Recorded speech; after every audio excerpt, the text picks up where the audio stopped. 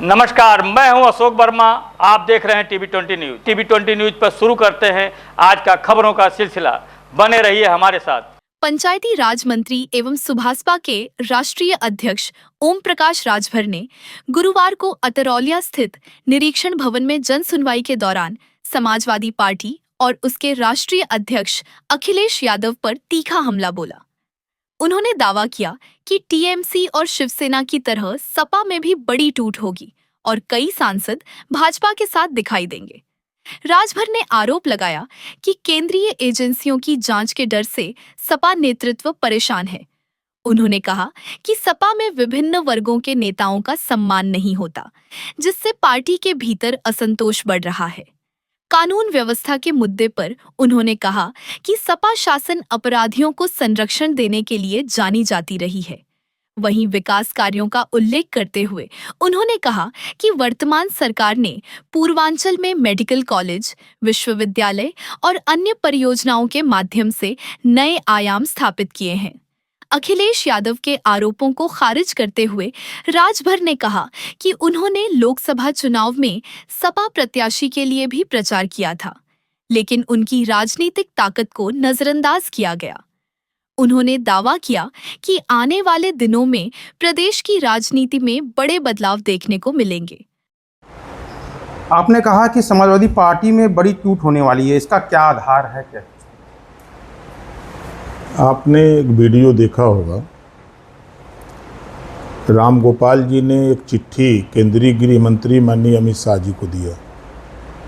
उस चिट्ठी का खुलासा आज तक लोग नहीं कर पाए।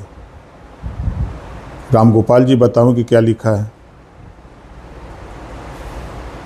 इधर सरकार ने जितने भी मुकदमे सीबीआई और ईडी या किसी तरह के मुकदमे पंजीकृत हैं, सबकी गिरफ्तारी पर तेजी की है।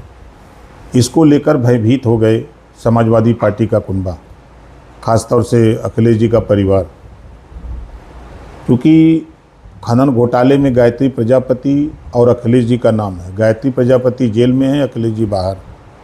गोमती रिवर फ्रंट आप देख रहे हैं, उसमें राम गोपाल जी के बेटे का नाम, शिवपाल जी और उनके बेटे परिवार का नाम। तो उन्होंने अपनी सुरक्षा के लिए गुहार लगाई है कि ये हम लोगों को सुरक्षित रखिए, हमारे सांसद जितना आपको ज़रूरत हो ले जाइए। दूसरा, आपने अभी कल अखिलेश जी का बयान दिखा।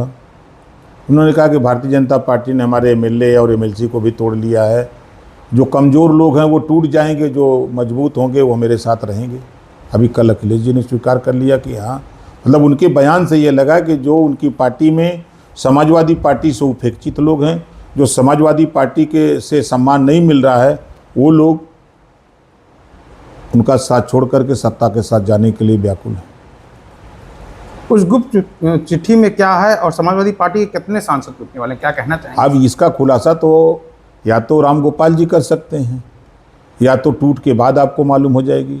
ये तय है कि इनकी पार्टी टूटेगी 100%। आपके हिसाब से कितने सांसद हैं?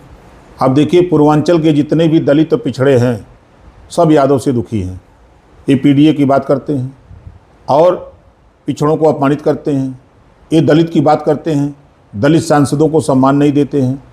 तो ये नौजवान हैं और ये अपने सम्मान के भूखे लोग हैं कि हम सांसद बने तो हमें सांसद का सम्मान मिलना चाहिए, लेकिन समाजवादी पार्टी में उनको सांसद का सम्मान नहीं मिल रहा है। इस नाते पूर्वांचल के कई सांसद, दलित सांसद, पिछड़े सांसद, ये भारतीय जनता पार्टी के संपर्क में हैं, सिफारिश कर रहे हैं कि हमको ले लीजिए, हमको ले लीजिए। जिसका खुलासा माननीय केशव प्रसाद मौर्य जी ने भी कहा कि 20 से 25 सांसद तो उनके यहाँ संपर्क में हैं कि हमको ज्वाइन करा दीजिए, लेकिन वो मन तैयार नहीं है। उन्होंने भी स्वीकार किया।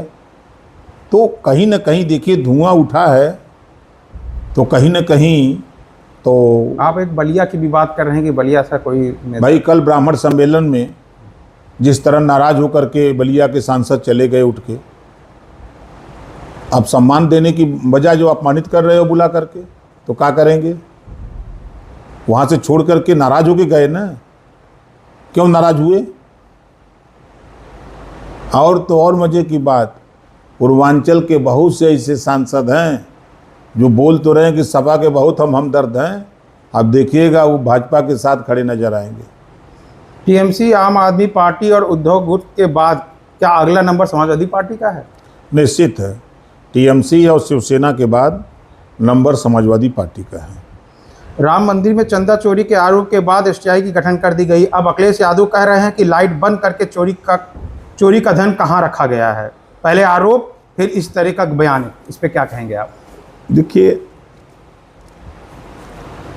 वो ट्रस्ट है, ट्रस्ट के अधीन मंदिर है, सरकार का उसमें कोई हस्तक्षेप नहीं।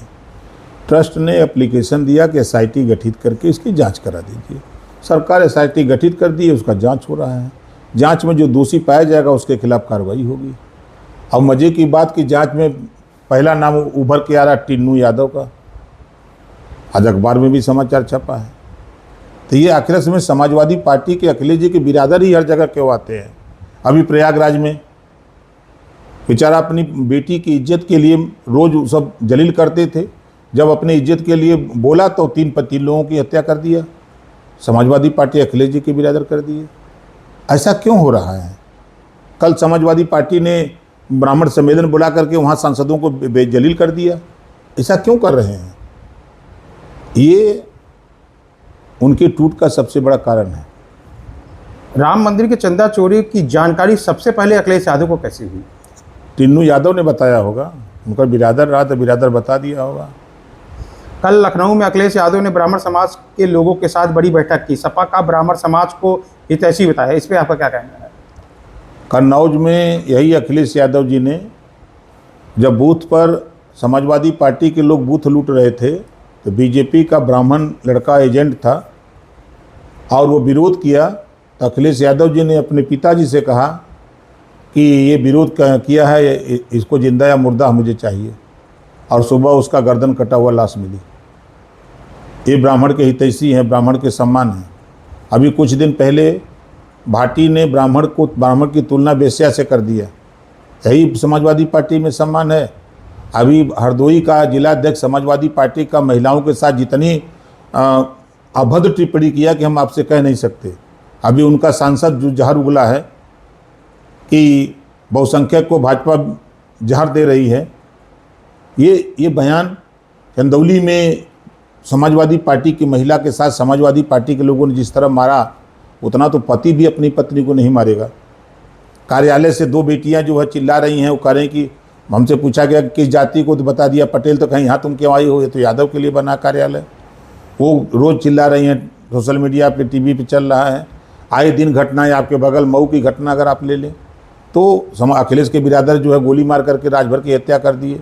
बाराबंकी में आइसक्रीम बेचने वाला आइसक्रीम मांगे, दे दिया, पैसा मांगा तो उसका मुड़िया काट दिए अखिलेश जी के बिरादर।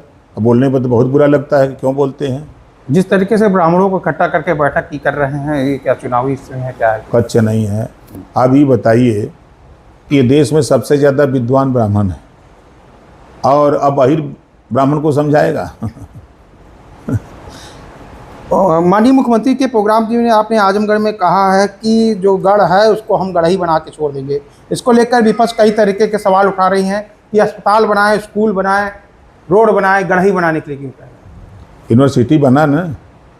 जो काम समाजवादी पार्टी के मुखिया अखिलेश यादव जी नहीं कर पाए 5 साल, मुलायम सिंह जी नहीं कर पाए, और उस गढ़ में हम लोगों ने यूनिवर्सिटी खोल करके बता दिया कि देखो तुम्हारे गढ़ में हम एक यूनिवर्सिटी महाराजा सुहेल देव विश्वविद्यालय खोल करके दिया। तुम नफरत, तुम गुंडागर्दी, तुम लड़ाई झगड़ा कर सिखाते हो, और हम लोगों को शिक्षा देने का काम करते हैं।